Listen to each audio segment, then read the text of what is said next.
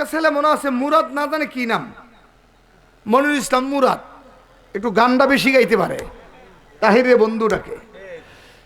এই যে এদের আচার আচরণ, কৃষ্টি কালচিত দেখবেন, এরা যতটুকু না করে তার চেয়ে বেশি বলে। কথা বলে না, ঠিক কিনা জোরে কর। এদের সাথে আমলের বাস্তবতার মিল নাই, আছে শুধু সাফাবাজি আর সুরের মূর্ছনায় কাওয়ালি গান, কোথাও কোথাও তবলা, নারী পুরুষ একাকার কইরা সুন্নিয়তের দোহাই দিয়া এই দেশের সরল পরল মুসলমানের ইমানকে ধ্বংস করার চক্রান্ত চালিয়ে যাচ্ছে। এমন আসেনি, জুরেখন আসেনি, হতে প্রস্তুত থাকতে হবে। এই হবিগঞ্জের মুসলমান, আমি তোমাদেরকে জিজ্ঞাসা করি, আল্লাহর ঘর রক্ষার জন্য যদি বাংলাদেশের বর্ডারকে উন্মুক্ত করে দেওয়া হয়, যদি তোমার সামনে শাহাদাতের হাত জানিয়ে আসে, তোমরা কি আল্লাহর জন্য মস্ত মারতে রাজি আছো? কারা কারা হাত উঠে আল্লাহকে দেখাও।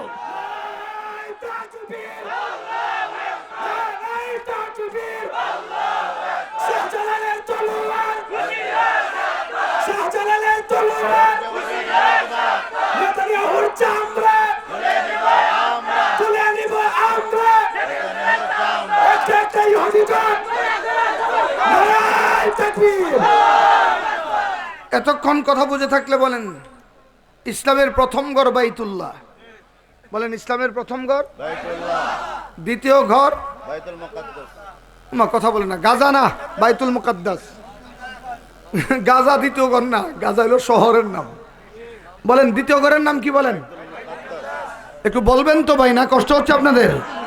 হুজুর এখনই আসবে, আমি বেশি কথা বলবো না, আমার সঙ্গে একটু আওয়াজ করেন। বলেন দ্বিতীয় ঘরের নাম কি?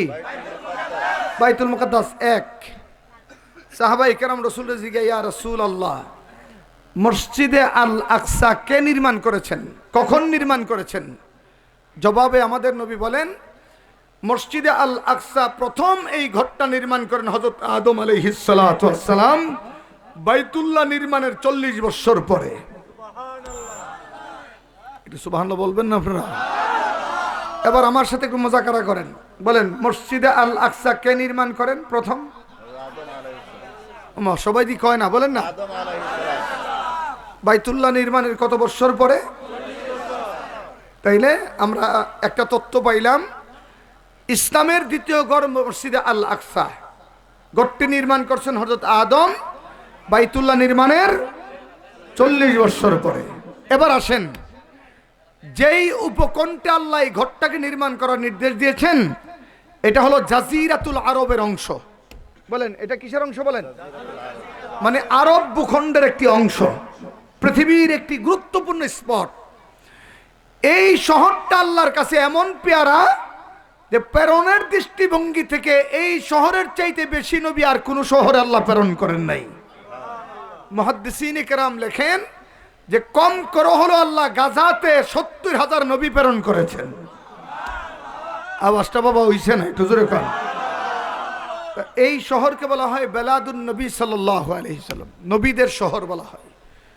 3 নম্বর বলেন, এই শহরটা কি সাধারণ পাবলিকের শহর না নবীদের শহর? একটু বলেন না, আওয়াজ করে বলেন না। এটা কি সাধারণ পাবলিকের শহর না নবীদের শহর? এই ফজিলতগুলো একটু একটু গুনবেন। 4 নম্বর, পৃথিবীর বুকে আল্লাহ তাআলা আদম নবীর কয়েকজন নবীর পর একজন দামি নবী প্রেরণ করেছিলেন, যার নাম নূহ আলাইহিস সালাতু ওয়াস সালাম। কুরআন বলে দাওয়াতু কওমি লাইলা ওয়া নাহারা, তিনি আল্লাহর পক্ষে মানুষদেরকে দিনে রাতে ডাকতেন। কতদিন ডাকছেন? 950 বছর। বলেন নূহ নবী মানুষকে আল্লাহর পথে ডাকছেন কয়দিন? 950 বছর। দিনেও রাতেও। বলেন না ভাই, দিনেও রাতেও। একটু ছোট্ট একটা কথা বলে দেই, আমাদের দেশের কিছু অরুণডি মার্কা মুসলমান আছে, এরা কাজের চাইতে বেশি নাচে। ওমা, এতে আপনাদের এলাকাত নাই মনে হয়। এদের একজন হুজুরের নাম হলো তাহিরি হুজুর, আমার বাড়ির ভাসিয়ের বাড়ি। এদের আরেকজন হুজুর আছে সিটাঙ্গের জাহাঙ্গীর হুজুর। আর ভাই কথা বলেন না, আপনাদের এলাকায় সমস্ত নবীরা তাদের কবরে জিন্দা। বলেন সমস্ত নবীরা কবরে কি? একটু জোরে কন। শুধু জিন্দা না, হাদিসে বলেন আল্লাহ তাদেরকে নামাজের ব্যবস্থা করে দিয়েছেন, তারা কবরে নামাজ পড়েন এবং জান্নাত থেকে খাবার আসে, তারা খাবারও খান। একটু জোরে বলেন না সুবহানাল্লাহ। এই যে সুলাইমান নবী লাঠির উপর ভর করে যে মারা গেছে, তিনি দাঁড়ায়েই আছেন।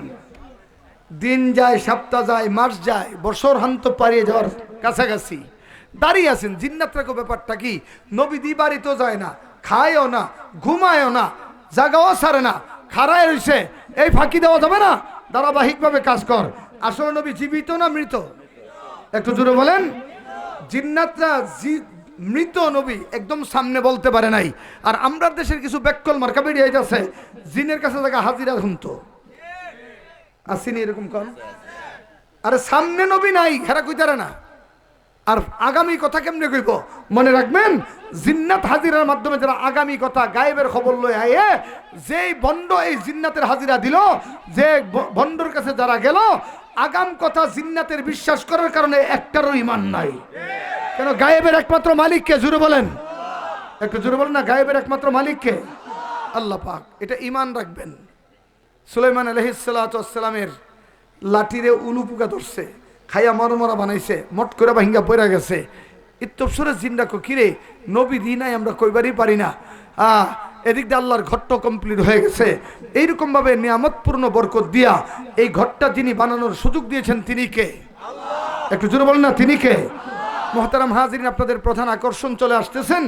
আমি শেষের দিকে কয়েকটি কথা একেবারেই আপনাদের সংক্ষিপ্ত পরিসরে আপনাদের সামনে তুলে ধরছি। তার আগে একটু তাকবীর দেন। হযরত সুলাইমান আলাইহিস সালাতু ওয়াস সালাম আল্লাহর দরবারে আরাধনা করলেন, ওগো মালিক, আপনার ঘরটা আপনার নকশা অনুপাতে আমি তৈরি করব, বাকি এর উপকরণগুলো কোথায় পাবো? এক বর্ণনা এসেছে, আল্লাহ সুলাইমান নবীকে ডাকতে বলে, ও সুলাইমান নবী, মসজিদে আকসার যে মাঠ, মাঠের পাশে ডেনের দিকে তাকায় দেখো, আমি আল্লাহ এই ঘরটাকে পরিপূর্ণ নির্মাণ করার সহযোগিতা করার জন্য আমি তামাকে গলিত বানাইয়া একটা তামার নহর জারি করলাম।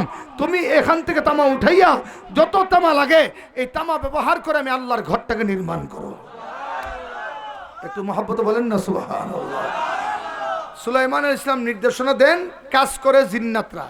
বলেন, কাজ করে কারা? জিন্নাতরা। একটু জোরে আওয়াজ করে বলেন না। নির্দেশদাতা হলো সুলাইমান নবী, কাজ করতেছে জিন্নাতরা। রাত দিন সমান পরিশ্রম করে জিন্নাতরা কাজ করেন। সুলাইমান নবী নবুয়তার মুলকিয়তের পাশাপাশি মাঝে মাঝে আইসা কাজগুলো পরিদর্শন করেন। এখন কাজ অর্ধেকও কমপ্লিট হয় নাই। পয়গম্বর আলাইহিস সালাতু ওয়াস সালাম একদিন আল্লাহর ঘরটাকে দেখার জন্য আসলেন, কিছু ভুল ত্রুটি বলে দিলেন, এমনি এমনি কাজ করো। তিনি পুরোটা পরিদর্শন করে মসজিদের মাঠে এসে লাঠি ভর করে কাজের এই সিস্টেমগুলো দেখতেছিলেন। এই অবস্থায় তাকায় দেখে একজন দাড়িওয়ালা বৃদ্ধ মানুষ সুলাইমান নবীর সামনে দাঁড়ানো, কি যেন পারমিশন চাইতেছেন। নবী আলাইহিস সালাতু ওয়াস সালাম ডাকদা বলে, কে আপনি, কি পারমিশন চান? ডাকদা বলে, পয়গম্বর, আমি কি আমার পরিচয় গ্রহণ করেন? আমি দুনিয়ার মানুষ নই, আমি হচ্ছে আল্লাহর পক্ষ থেকে প্রেরিত মালাকুল মউত। আচ্ছা, মালাকুল মউত আসার অর্থ কি? হায়াত, বিশার মেয়াদ। আরে ভাই কথা বলেন না, বলেন বলেন। আজরাইল আসার অর্থ কি? সালাম দেওয়া না লয়া যাওয়া।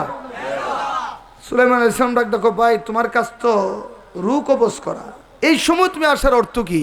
হুজুর, আল্লাহ প্রেরণ করেছেন, আপনি রেডি হন, আল্লাহর কাছে নিয়ে যাবো আপনাকে। সুলাইমান আলাইহিস সালাম বললেন, এটা একটা কথা হলো? এটা কোনো ইনসাফের কথা হলো? আল্লাহর নির্দেশ আমি ঘর বানাইতেছি, জিন্নাতদেরকে দিয়ে কাজ করাইতেছি, আমি চলে গেলে জিন্নাতদেরকে দিয়ে কাজ করানোর মতো আর কেউ নাই। আমি চলে যাওয়া মানে আল্লাহর ঘরটা অসম্পূর্ণ থাকা, তাইলে আমি চলে যাওয়া মানে আল্লাহর ঘরটা না হওয়া, এমন একটা সিদ্ধান্ত আল্লাহ কিভাবে দিতে পারে? ও মালাকুল মউত, আমাকে একটু সুযোগ দাও, আমি মালিকের সঙ্গে কানেক্টিং ফিট করি। সুলাইমান আলাইহিস সালাতু ওয়াস সালাম আল্লাহর কাছে পারমিশন চাইলেন। ডাকদা বলে, গো মালিক, আমার নাকি হায়াত শেষ। আল্লাহ বলে, হ্যাঁ বন্ধু, শেষ, আপনি আসেন, আপনার ঘরের কি ব্যবস্থা হবে? আল্লাহ ডাকদা বলে, পয়গম্বর, আপনার আসার দরকার, আপনি আসেন, ঘরটা আমার, ঘরের সিদ্ধান্ত আমি আল্লাহর উপরে। একটু জোরে মহব্বতে বলেন না সুবহানাল্লাহ। দেখেন, আমরা সাধারণ মানুষরা মরে গেলে যদি দাঁড়ানো অবস্থায় মরি, পড়ে যাই, বসা অবস্থায় থাকলেও অবচেতন হইয়া দুনিয়ার কোনো একদম হুশটুস থাকে না, একদম চৈতন্যহীন হয়ে পড়ে যায়। কিন্তু আমাদের মৃত্যুর উপর আমাদের লাশের কাইফিয়ত আর পয়গম্বরদের লাশের কাইফিয়ত এক না। একটু ভালো করে বুঝেন, আমরা মরে গেলে 2-4 ঘন্টা পর থেকেই আমাদের শরীর ফুলা শুরু হয়ে যায়, দুর্গন্ধ বের হওয়ানো শুরু হয়, পচে যাওয়ার আশঙ্কা থাকে। এই জন্য এখন আপনার ফ্রিজ, অ্যাম্বুলেন্স এনে লাশটাকে একটু রাখার আপনার প্রচেষ্টা চালায়। কিন্তু যদি লাশটা ফ্রিজে রাখা হয়, যে কোনো মানুষ তার লাশটা ফুলে যায়, পচে যাওয়ার একটা আশঙ্কা থাকে। কিন্তু নবীরা আল্লাহর পক্ষ থেকে তাদের সত্তা এমন পেয়ারা সত্তা, তাদের এই লাশ এমন বরকতি লাশ যতদিন থাকবে, যত বৎসর থাকবে, নবীদের লাশ যেমন ছিল কিয়ামত পর্যন্ত তেমন থাকবে। এক হাদিসে রাসূল বলেন, আল আম্বিয়াউ আহইয়াউন ফিল কুবুরি ইউসাল্লুন।